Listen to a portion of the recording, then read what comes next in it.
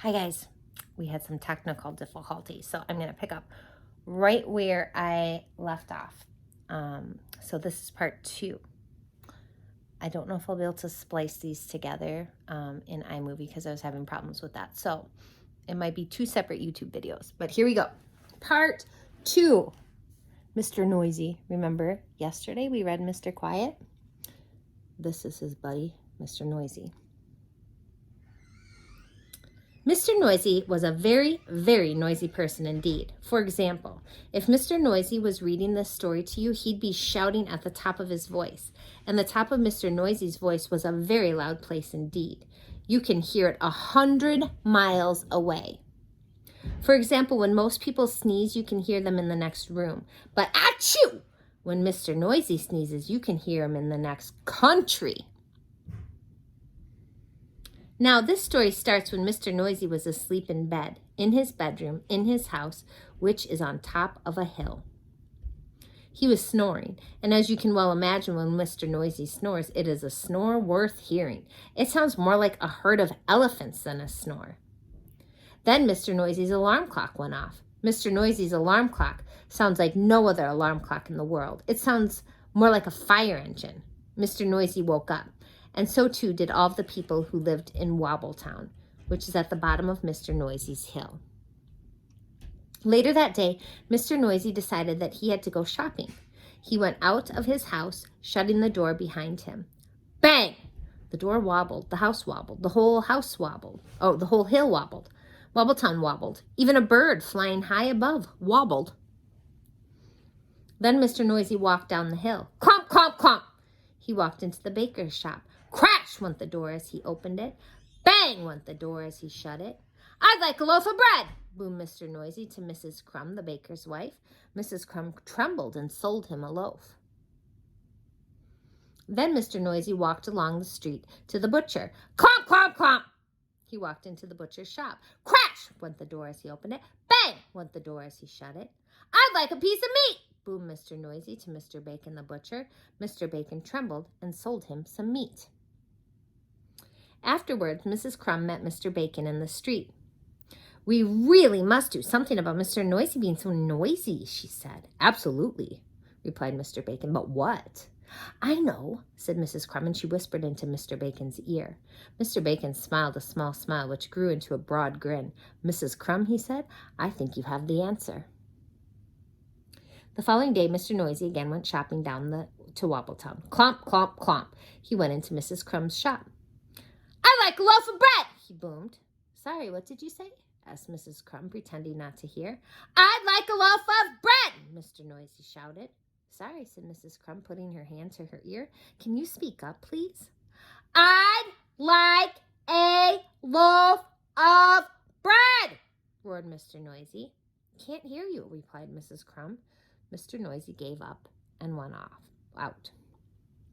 Mr. Noisy went into Mr. Bacon's shop. I'd like a piece of meat, he boomed. Mr. Bacon pretended not to notice. I'd like a piece of meat, Mr. Noisy shouted. Did you say something? Asked Mr. Bacon.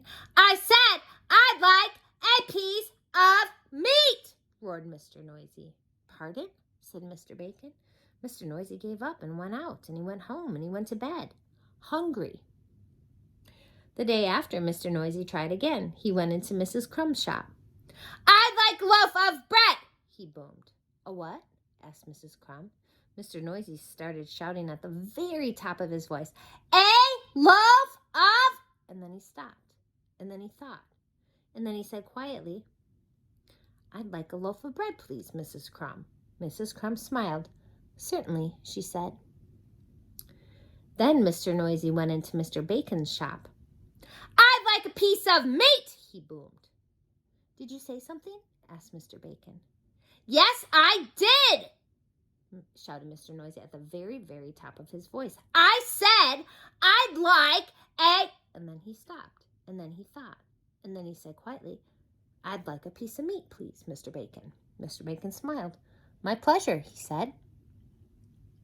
So, carrying his bread and his meat, Mr. Noisy set off home up the hill. Clomp, clomp, clomp.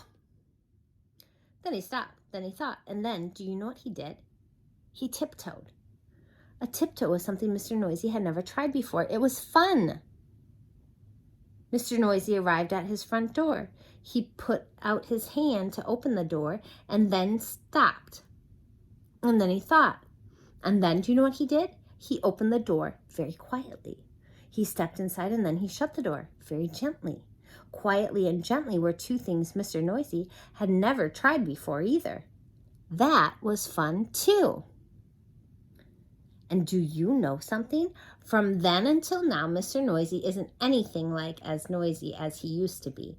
And do you know something else? The people of Wobbletown are delighted, especially Mrs. Crumb and Mr. Bacon. And do you know something else? Mr. Noisy has even learned how to whisper. There's the other guys. There we go. We'll try and get through them all. Boink. Okay, last but not least is Lola at the library.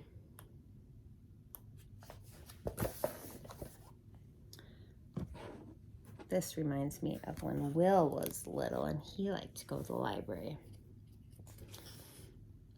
Lola loves Tuesdays. On Tuesdays, Lola and her mommy go to the library. The library opens at 9 o'clock, but Lola is ready to go long before that. She puts all the books she borrowed last week in her backpack.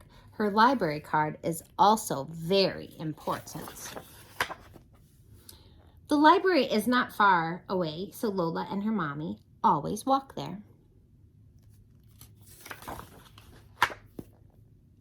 Lola and her mommy give back the books from last week. The librarian buzzes them through the machine. Will always liked to put his books through the book slot.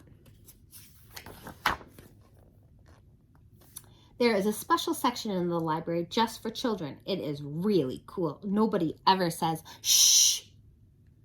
Sometimes there is singing. Lola knows all the words and the hand signals for Twinkle, Twinkle, Little Star. There's a diamond, like a diamond in the sky. Sometimes there's story time. Lola loves that. After story time, Lola chooses her books. In the library, she can have any books she wants. Lola likes stories with bears and anything with shoes. There are so many, it takes ages to choose. Mommy has some books too. The librarian buzzes them through the machine, then stamps the date inside. Lola must bring them back in 2 weeks, but she'll probably be back for more long before then. Lola and her mommy always get a snack after visiting the library. Mommy has a cappuccino and Lola has juice. Whenever Lola has been good, her mommy lets her taste the foam. Yum. Then it is time to go home again. Every night after Lola is tucked in bed, her mommy reads her a story. It is the best way to end the day. The end. All right, boys and girls, have a great weekend, and I will be back here on Monday. Love you, miss you, mwah, mwah.